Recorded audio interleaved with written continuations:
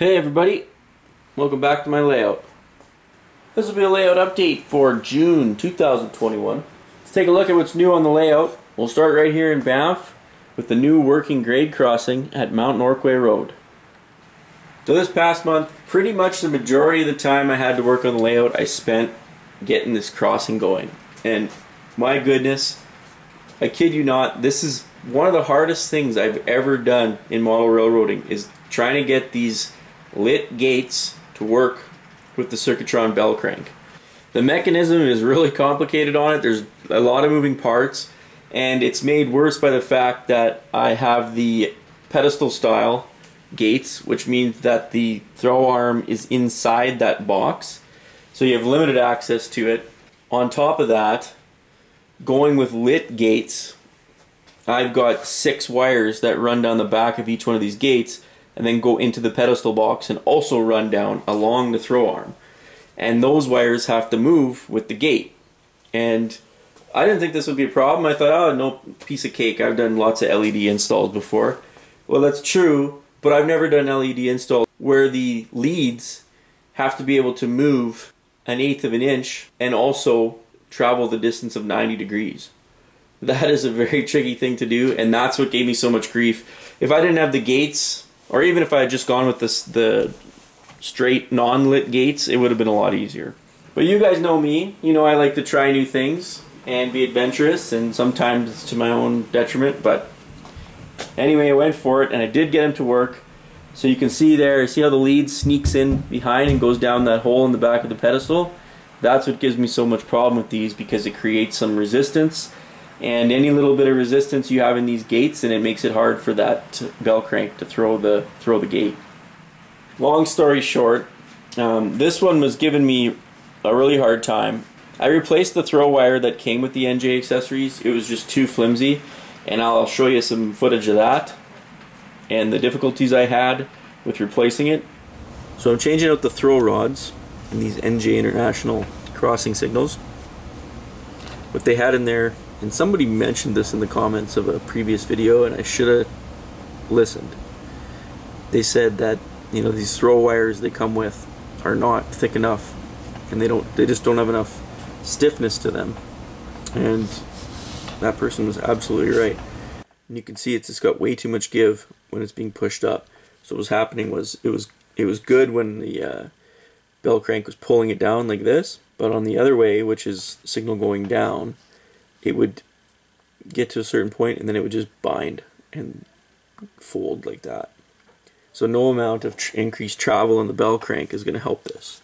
So I'm replacing these, and what I've got is K&S 0.025 inch music wire. So this stuff's got a lot more stiffness to it. The problem is it's very difficult to work with. I had got some thicker brass wire, but it was too thick. And I felt even with the thicker brass wire, it was still quite flexible. So this is the way I've got one done. I'm going to build the second one now. So how do you work with this metal if it's just so hard that you can barely even put a 90-degree bend in it with needle nose pliers? Oh.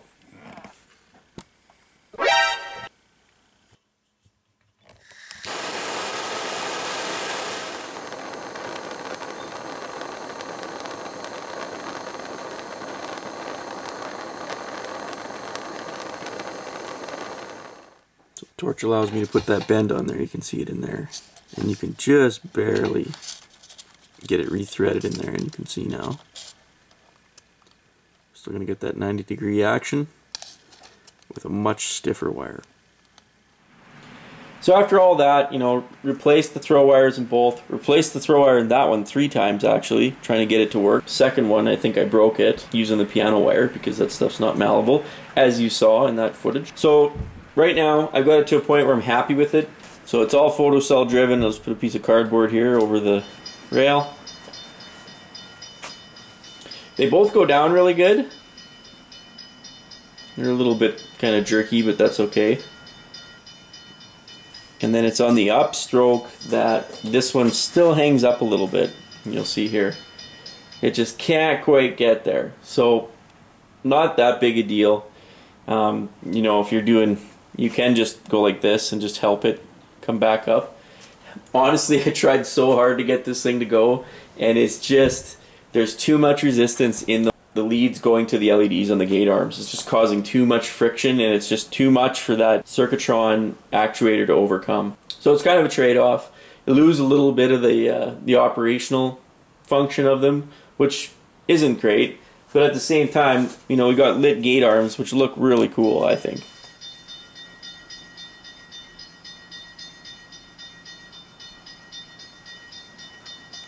So just like on the prototype, you know, circa 2010, 2015, then Mount Norquay Road had this separate pedestal. The extra set of lights, which protects the vehicles coming out of the CP maintenance away yard.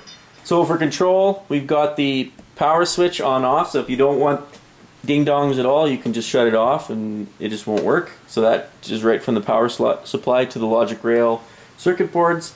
And then we've also got these bypass switches for the two FAR sensors at the station. I talk about those in detail in the last update if you want to know more about that. But I did have to add one other method of control for the grade crossing, and that's down at this end, or the railway west end of the crossing control circuit. So faithful to the prototype, I modeled the crossing exactly like it is in Banff. You got the two tracks leading into the yard at Banff, and then right past Mount Norquay Road they start to combine at the main line turnout here, which is Banff Control Point Banff West.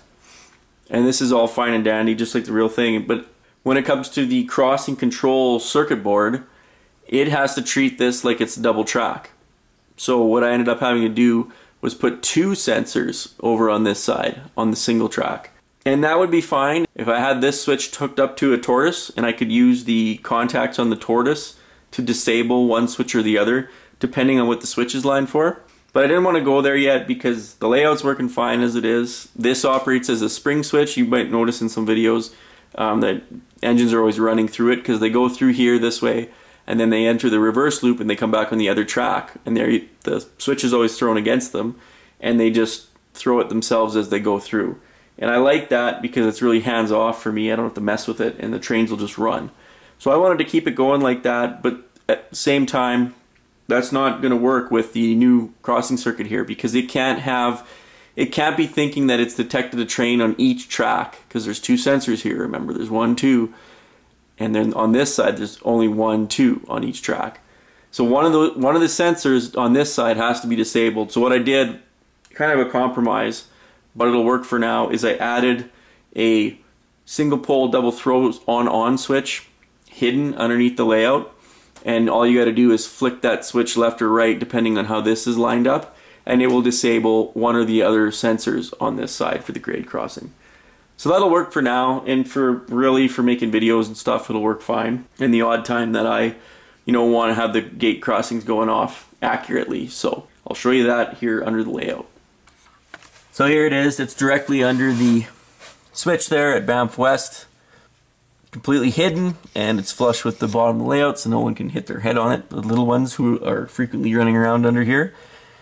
So all you got to do, you're standing it facing this way, so left or right depending on which way the switch is thrown, and that will make sure the gate crossing circuit is correctly activated and the right sensor is disabled. And while we're under here, might as well show you this mess. This is all the wiring for the grade crossing at Banff, as well as the two signals. There's a searchlight signal and a dwarf signal at Banff, so there's that in there.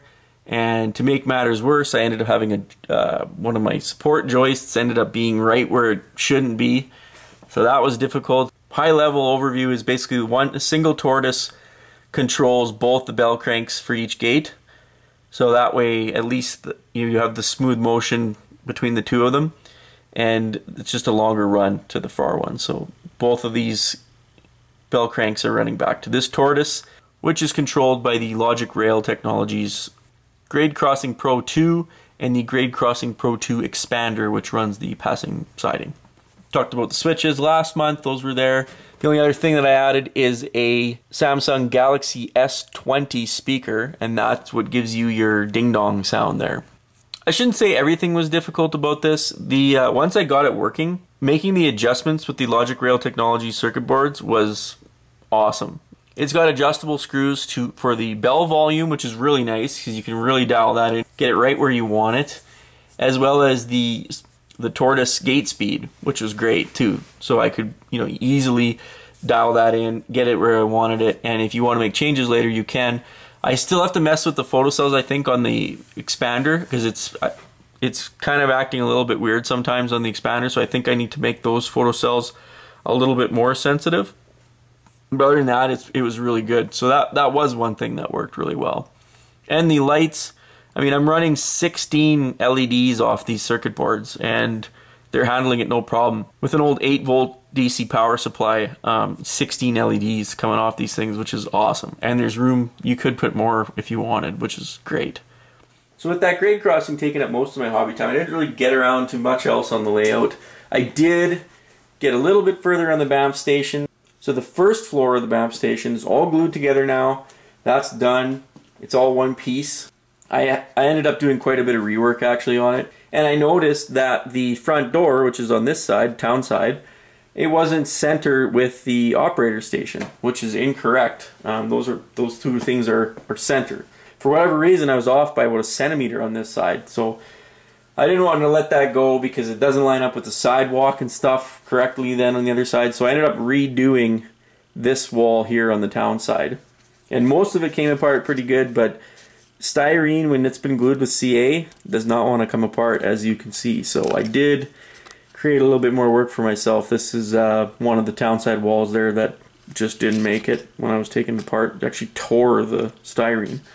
So redid that wall, redid a few, had to cut out a few more printed pieces, but the good thing about that is usually when I'm printing them, I'll make 2 copies just in case I mess something up, like I often do. And I had extra copies sitting around, so it was just a matter of cutting them out.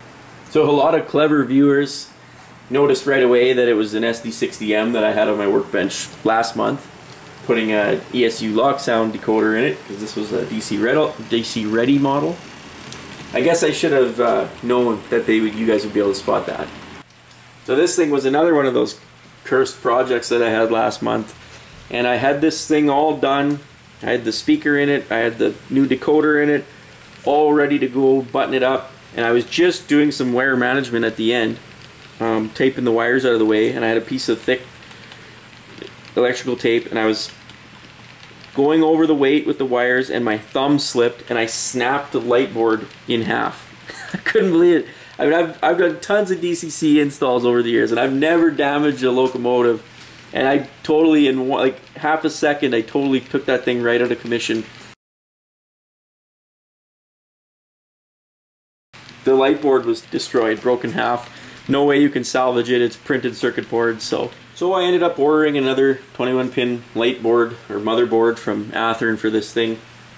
Carefully went one by one, replacing the wires, then reinstalled the decoder, put the speaker back in it, and now I've got it working again.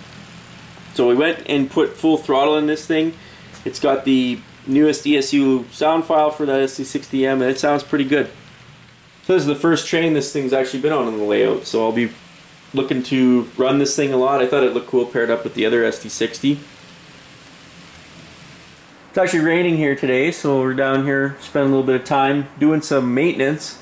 Came across a gremlin and I decided to tackle it. It's been annoying me for a while, but there's one feeder in here that had the solder had broke, so it wasn't getting power. Only when the switch was thrown the right way it was getting power. So just doing a little bit of track maintenance, just like the real thing. Gotta spend money in the maintenance department if you want to keep the trains rolling, right? So that'll be it for this layout update. Happy Father's Day to all the dads out there, or soon-to-be dads. As always, thanks a lot for watching, and we'll see you next time.